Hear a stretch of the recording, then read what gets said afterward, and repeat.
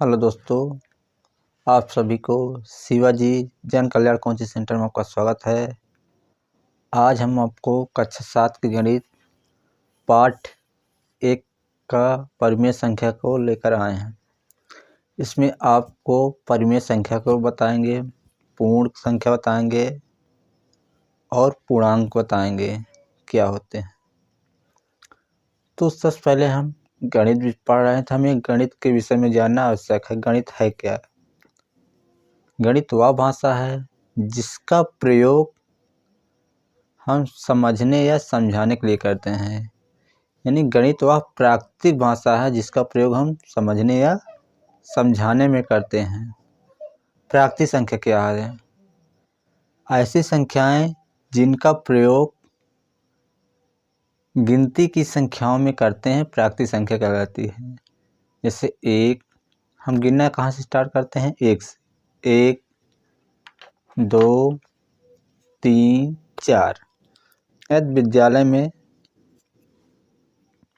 आपके अध्यापक ने कहा गिन कर बताओ, तो आप कैसे गिनोगे? गिनती की शुरुआत कहाँ से करते हैं? 1 से।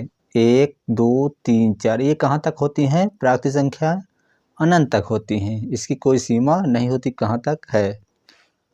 अब बात आती है पूर्ण संख्या की। पूर्ण संख्या किसे कहते हैं?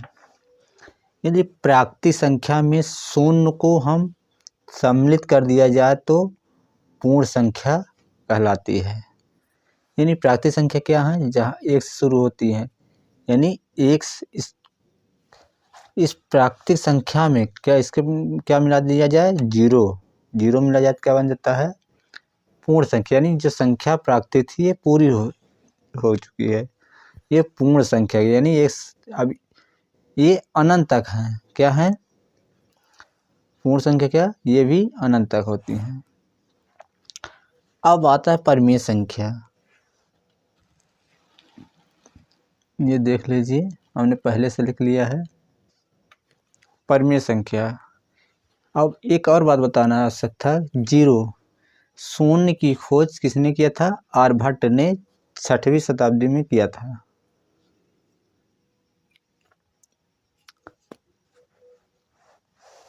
परिमेय संख्या ऐसी संख्याएं जिन्हें P/Q के रूप में व्यक्त किया जा सके, यानी लिखा जा सके, जहां Q नॉट इक्वल टू 0, यानी Q 0 के बराबर ना हो, उन्हें परिमेय संख्या कहते हैं।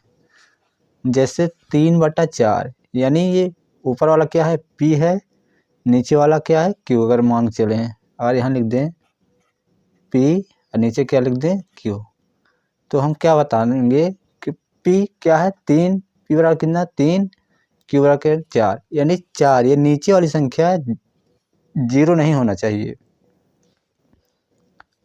अगर नीचे 0 हो गया तो क्या हो गया? अनंत। तो हमें क्या है? 3/4 हो गया। इसी तरह 11/5, या नीचे की संख्या 0 नहीं होना चाहिए, ऊपर 0 हो सकता है। परिमेय संख्या का मतलब, यानी इसमें हम 1 लगा सकते हैं, पूर्ण संख्या परिमेय संख्या बना सकते हैं। अब ये भी परिमेय संख्या बन गई 0। 22/7 परिमेय संख्या है, लेकिन पाई परिमेय संख्या नहीं है। पाई परिमेय संख्या नहीं है। अब दशमलव संख्या क्या है? ये भी परिमेय संख्या कहते हैं। यदि दशमलव हटाएं क्या? 6/10 आ जाएगा, तो ये परिमेय। आप देख पा रहे होंगे, हमने नोट कर पहले से रख लिया है। शून्य एक परिमेय संख्या, क्योंकि P/Q यानी 0/1 हम लिख सकते हैं। अब इसमें पहला नंबर क्या है? नोट्स मान, पहला बिंदु क्या है?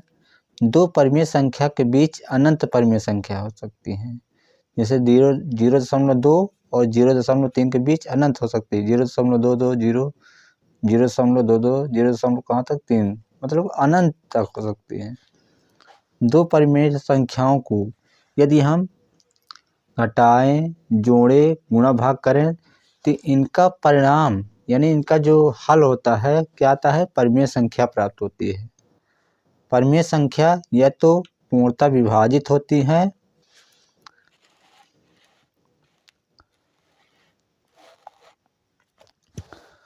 परिमेय संख्या या तो पूर्णतः विभाजित होती हैं या तो रिपीटेड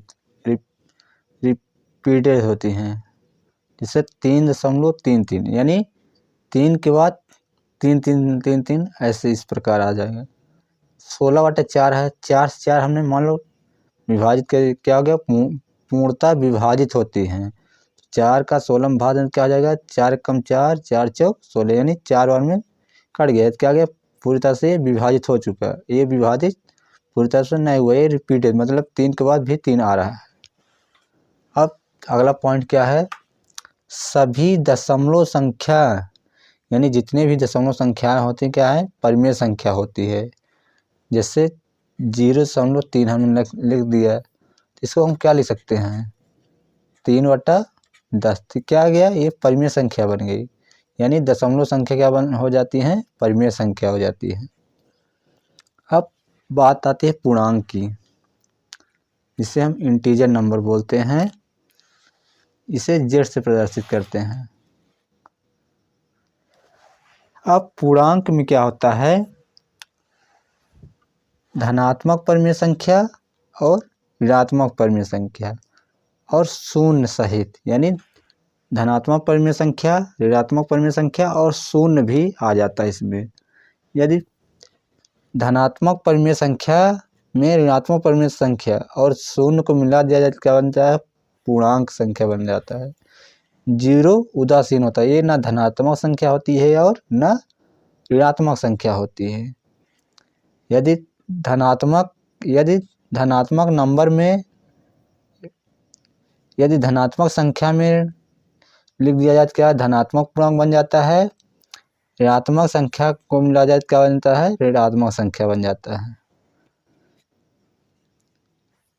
धनात्मक संख्या में क्या कहेंगे, धनात्मक पूर्णांक। ऋणात्मक परिमेय संख्या क्या होते हैं, ऋणात्मक पूर्णांक। अब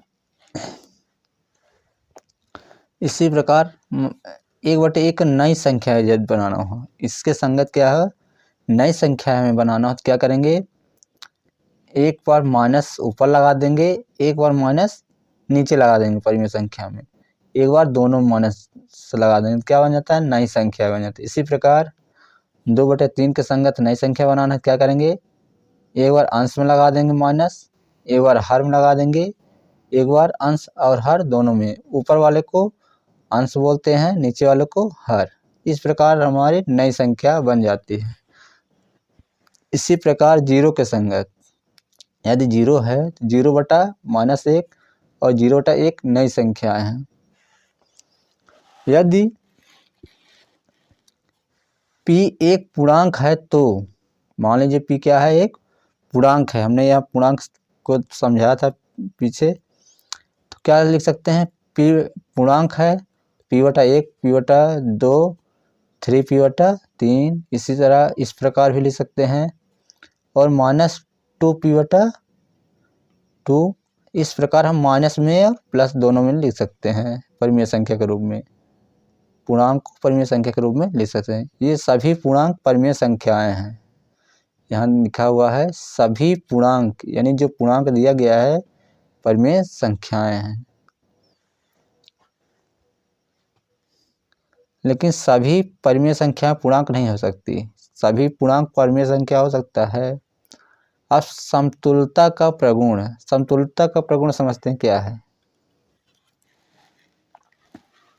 समतुलता का प्रगुण जैसे आ गया P/Q, यानी P/Q क्या लिख सकते हैं, P/Q इंटू समान संख्या से हमें ऊपर और नीचे गुणा करना होगा। जैसे m बराबर 1, 2, 3, 4 कुछ भी मान ले रहे हैं, 2/3 हमने लिखा, तो अब समतुलता मतलब समान संख्या, जो ऊपर गुणा करेंगे वही नीचे। मान लो 1 हमने ऊपर गुणा किया 1, नीचे क्या आ गया, 2 कम 2, 2 3 कम 3, 2/3।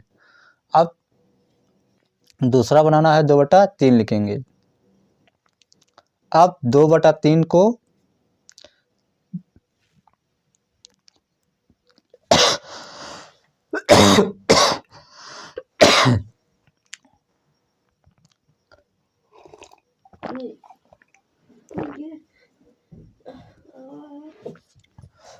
अब